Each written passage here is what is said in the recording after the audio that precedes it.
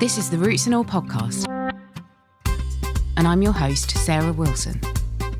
Join me as I talk about all aspects of gardening with some of the top horticulturists from around the world. Hello and welcome to this week's episode of Roots and All, where I'm speaking to both of the Seeds Sisters, Fiona Heckels and Kazzla Goodweather, about their latest book, Poison Prescriptions. The book takes a look at three key plants, datura, henbane and belladonna, and urges the resurrection of the ancient tradition of using these plants in medicine, as well as being a practical guide to plant magic, medicine and ritual. My first question to them both is, why did they feel compelled to write about what, at least in my understanding, is a taboo subject? I like that word, taboo. It's got a nice sound to it in itself. But the book is called Poison Prescriptions, and it is about herbs that have been much maligned and have poisonous qualities within them. And the word witch is explored as well within the book. And there's a lot of taboos around the word witch. But there's kind of taboos about just being a woman in control and being independent and assertive. And that's something that both Fee and I really are passionate about smashing apart, because we're independent, assertive women who get called witches and who love these poisonous plants.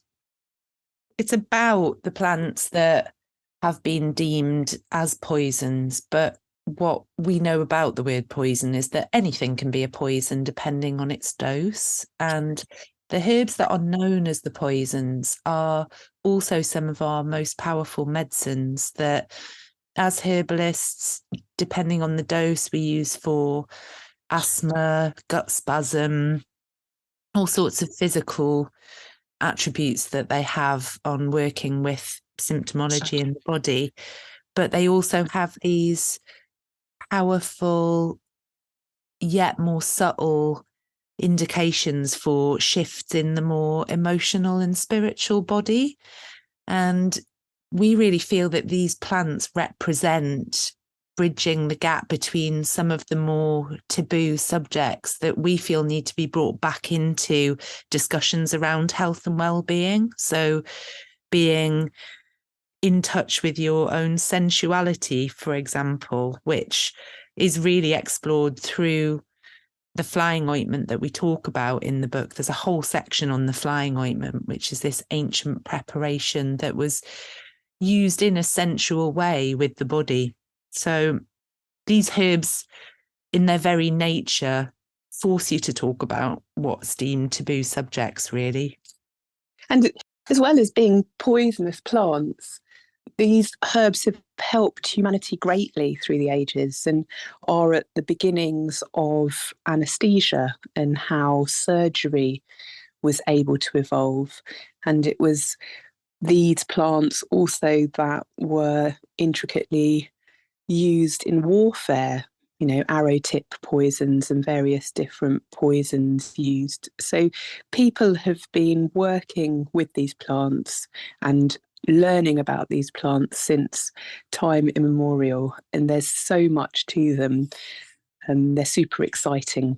And as Fee said, a poison is just a poison depending on the dose, but in another dose has incredible therapeutic qualities.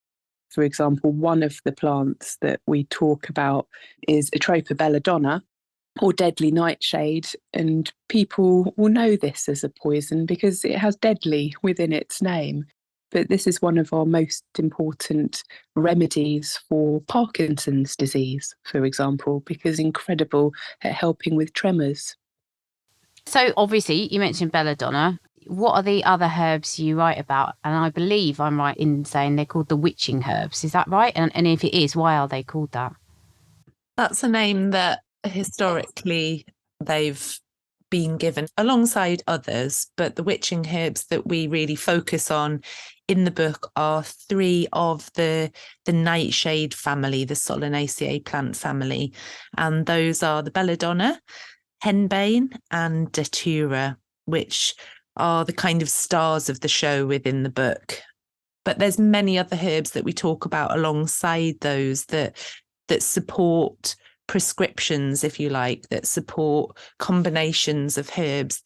So those herbs in certain higher doses can cause adverse effects within the body. They can make the heart race, they can make your mouth dry, they can make you seem really red on the skin and flushed. And some of the other herbs that we like to combine with those that are herbs that will support the nervous system, that will support the mucous membranes. So there's lots of herbs that we talk about in the book, but those three are the witching herbs. And they've been given that name because they've been linked to practices of witchcraft for many hundreds of years. In fact, if you were found with those herbs on you in the Middle Ages, then you could have been deemed a witch. So their popularity has grown alongside the introduction of the whole idea of the witch as an old hag or a maligned woman who actually would have been the healers, the midwives, the cunning folk of the time that were practicing with herbs.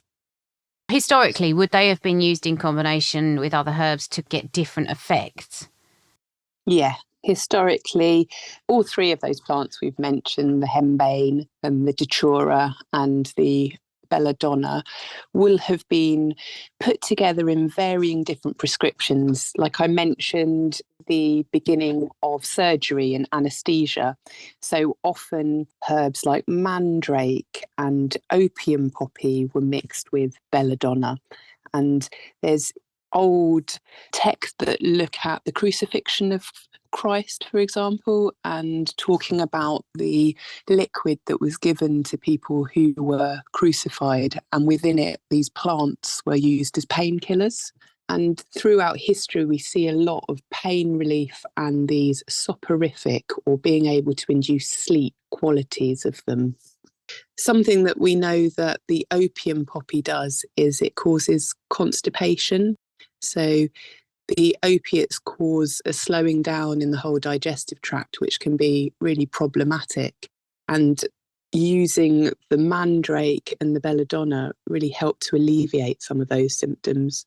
But there's prescriptions that treat a wide variety of different ailments. But wherever there's spasm in the body, wherever there's contraction, pain and spasm, these herbs are antispasmodic. So they can help to ease that kind of agony. So do they all contain the same kind of chemical across these species? It's a really good question. So these plants are very high in compounds called alkaloids, which alkaloids are often some of the most potentially toxic compounds, but some of the most potentially powerful medicine. And within these herbs, they have a set of alkaloids called the tropane alkaloids. And tropos means to create change from the Latin word.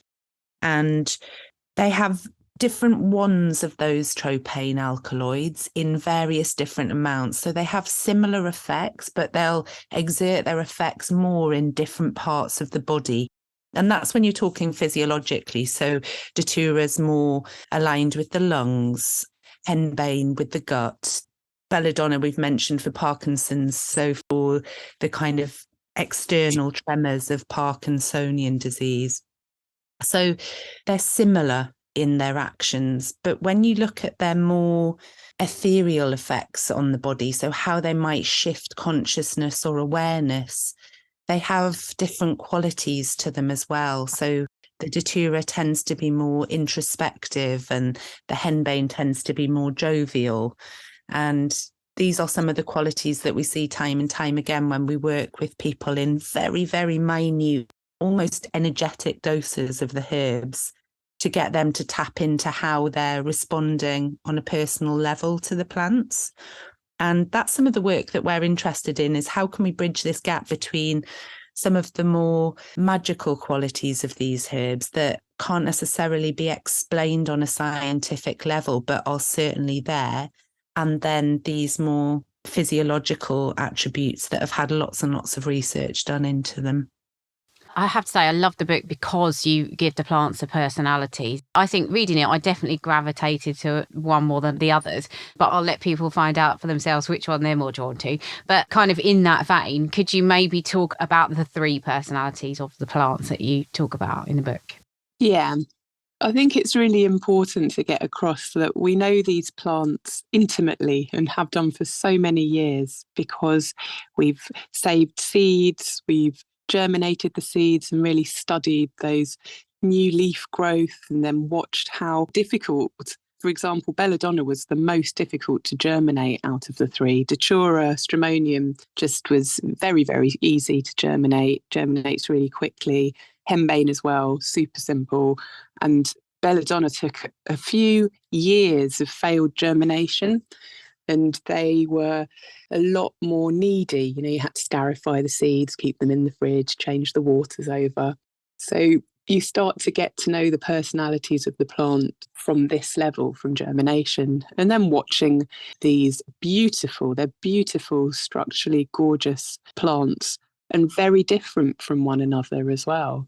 The datura has super showy white trumpet flowers, and the way that they open, they spiral out, and then an incredible thorn apple seed head, super spiky, that splits open to reveal 4 chambers like the chambers of our hearts with these dark, multiple black seeds within them.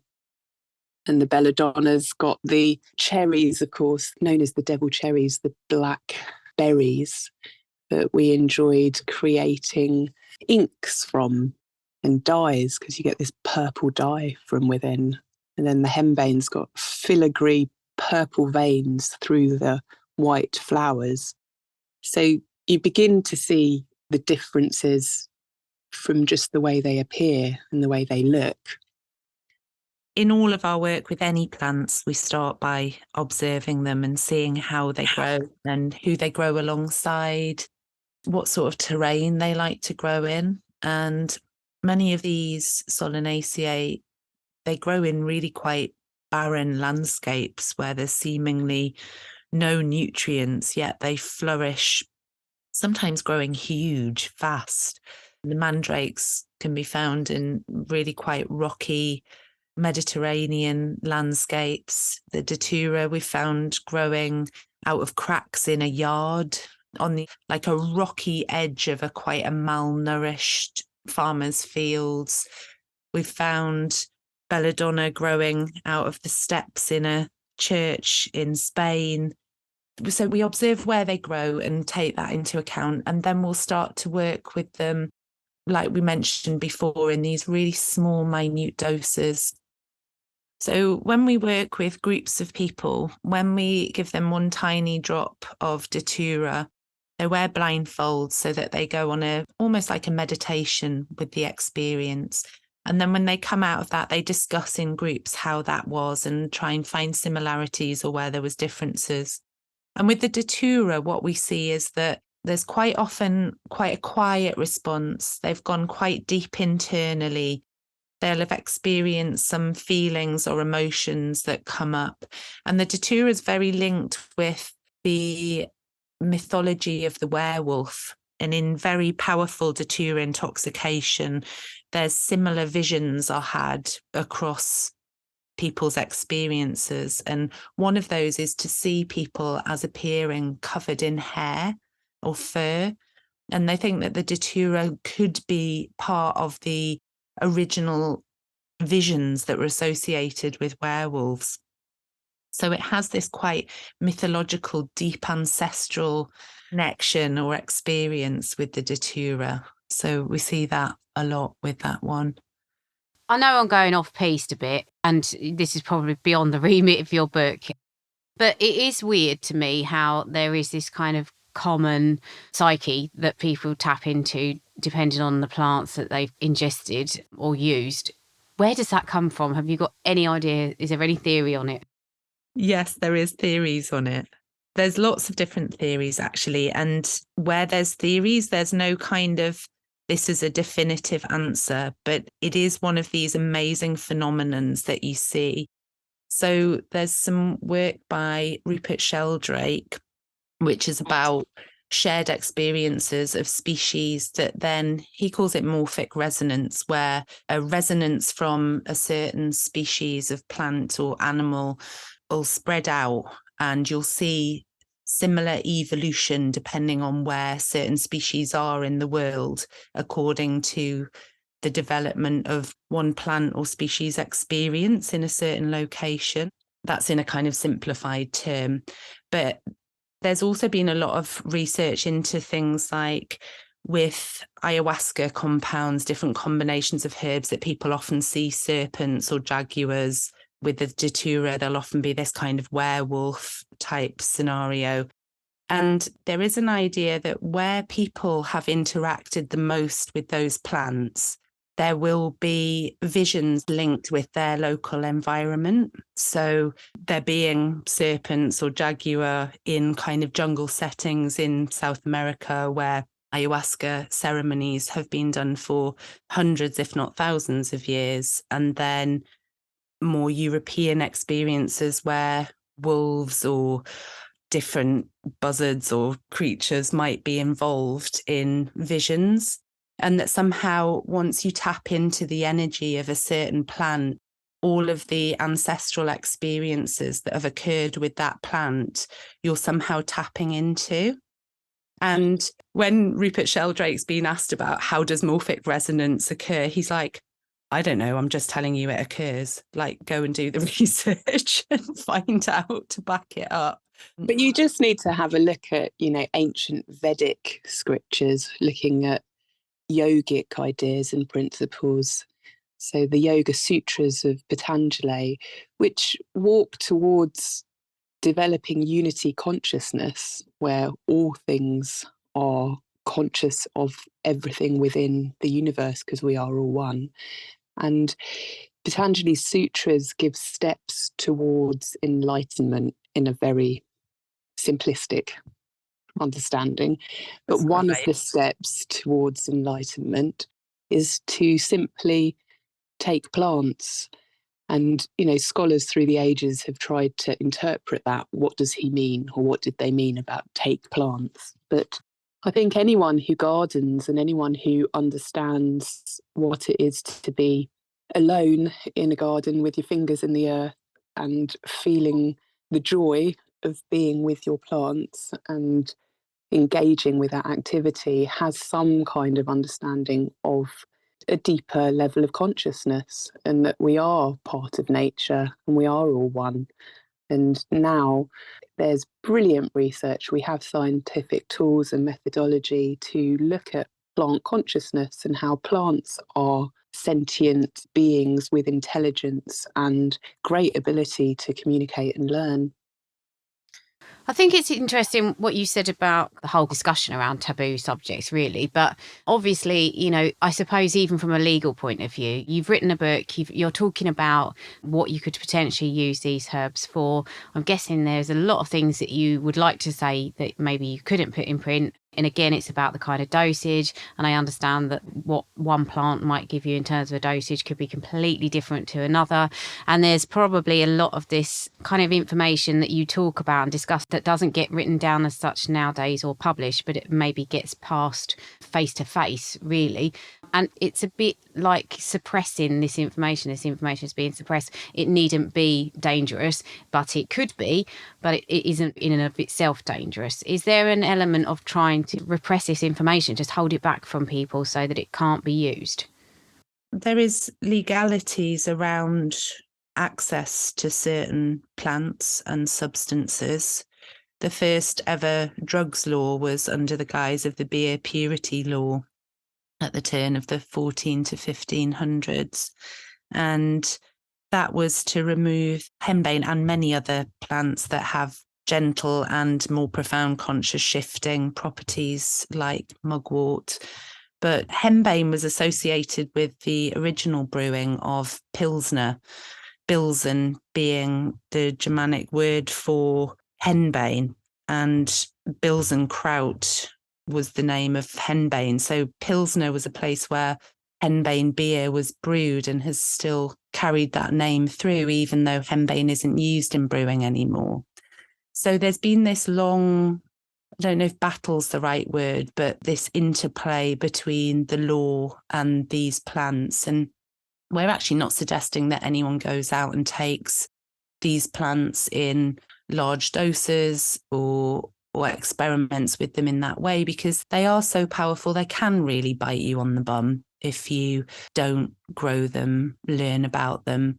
I mean, we say that, if you have datura growing on your windowsill, you'll soon find her penetrating your dreams, because the scent is enough for a level of intoxication and enchantment from the datura. These are extremely powerful plants, but what has happened is that there's been fear created around the use of these plants, which has meant that the awareness about how to use them in a respectful and safe way has kind of been forgotten. And what this book is about how to tap into working with the plants, where you can work with them in a confident and safe way. And we're not advocating for big koshes of these herbs at all. That's not what these plants are about. These plants are about personal exploration, connection to nature, rediscovering the old ways, which can never truly be lost, because we always say that every tradition or ritual has always been developed in response to the plants and landscapes of the people living at those times in those places. So this is about having the confidence to experiment and explore your own connection with nature, what magic that can bring into your life, and bringing forth some of that confidence in how to work with plants. But that's any plants, really. We don't differentiate between plants in the same way that others might, but certainly these plants have had a powerful link with the powers that be. I mean, in the 1970s, they used to rip up datura if they found her. There's newspaper reports of them discovering, swathes of datura and pulling it out of the ground in fear. Yet we don't have the same response to something like foxglove. People just know not to eat loads of foxglove, yet it's celebrated in the British hedgerows. So it's a very interesting dynamic that there's been between plants and people and the authorities.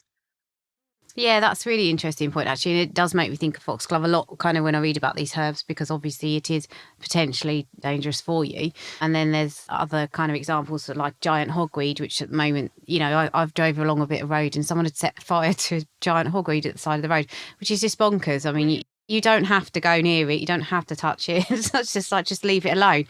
So, yeah, you're right. It is interesting that this kind of human-plant relationship. So, I mean, I've kind of reached the end of my questions, but is there anything else that you wanted to mention that you think is important from the book, or anything that you would encourage people to do off the back of reading it? The book really is for anyone that's got an interest in plants, in herbalism, in magic, ritual. And it's also for herbalists as well, because we do have access to these plants as herbalists, but even within our profession, their use has become very, very rare. And this is almost like an ode to these plants and what they've brought into our lives, and how we can rediscover that link, that connection between magic or spirituality and medicine, and that those two things don't have to be mutually exclusive. Because even herbal medicine has become quite medicalized. It's known as medical herbalism these days.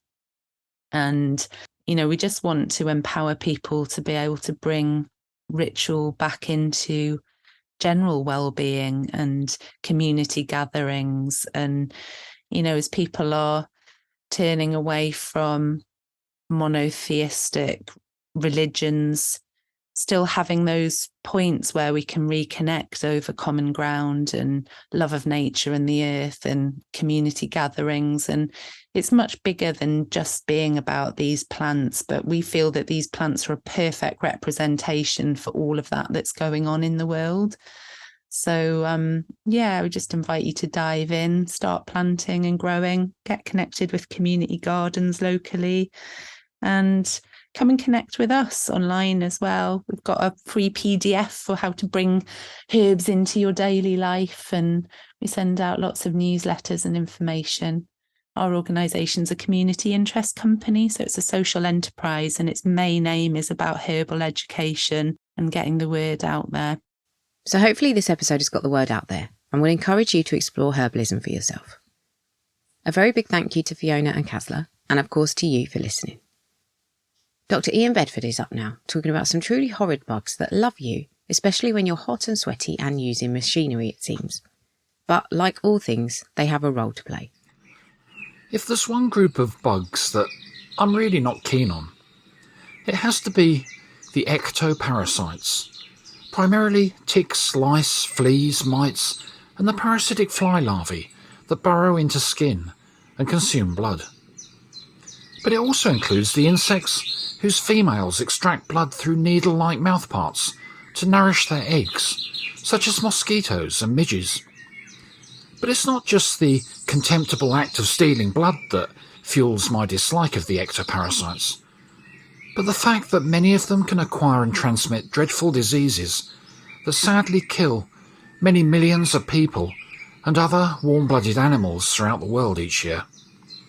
Mainly throughout the tropics, but sometimes with pathogens such as tick-borne Lyme disease and midge-transmitted blue tongue disease within temperate climates too.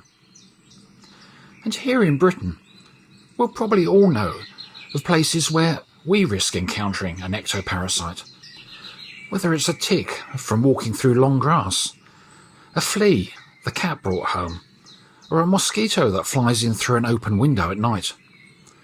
But there's one type of ectoparasite notorious for attacking and distressing large grazing animals that we can never be sure when it'll decide to attack us during the warmer months of the year. And this will be the horsefly, of which there are 30 species in Britain, most of which are large grey flies with distinctive patterned and multicoloured eyes, and all have females with fearsome reputations for persistently hounding their chosen victim before striking, and inflicting unforgettable pain as they saw through flesh with serrated jaws and tear open blood vessels. Painful because, unlike mosquitoes, horseflies don't release an anaesthetic when they feed, just an anticoagulant that prevents the blood from clotting whilst they suck up their meal. However, it's a lot more risky for horseflies to attack us than a large grazing animal, since they don't appear to have cottoned on to the fact that, when the pain begins, we'll stand a good chance of swatting them before they're ready to fly away. Saying that, horseflies are pretty relentless when they decide to attack us, persistently circling to locate an area of exposed flesh, or even tight-fitting clothing that they can easily cut through. And it's often pointless trying to outmaneuver or run away from a horsefly that has you in its sights, since they are fast and agile flyers. So other than swatting them when they land, it's best to try and block horseflies from accessing your skin by wearing robust clothing when they're about. And being aware that they usually detect their victims by sensing their exhaled breath. But even though horseflies might occasionally be a painful annoyance to us, they do have a part to play in the ecosystem, providing food for birds and bats. But if we accept that all living species have a role of some sort in sustaining the balance of life on Earth, what role might the ectoparasites in general have? Well, it could relate to the diseases they spread to the animal species they feed on, which may reduce a population when it becomes too dense through widespread transmission and elimination of the weaker individuals. You can download or listen to the podcast direct from the website rootsandall.co.uk. Please also check out my Patreon, where you can make a one-off donation or take out a monthly subscription to help support the podcast. Because if you enjoy the show, please help it continue. I also have a GoFundMe where you can make a one-off donation. Even a one-off donation of £1 helps, and I'll be really grateful for your support. So please go to Patreon or GoFundMe and search for Roots and All Podcast.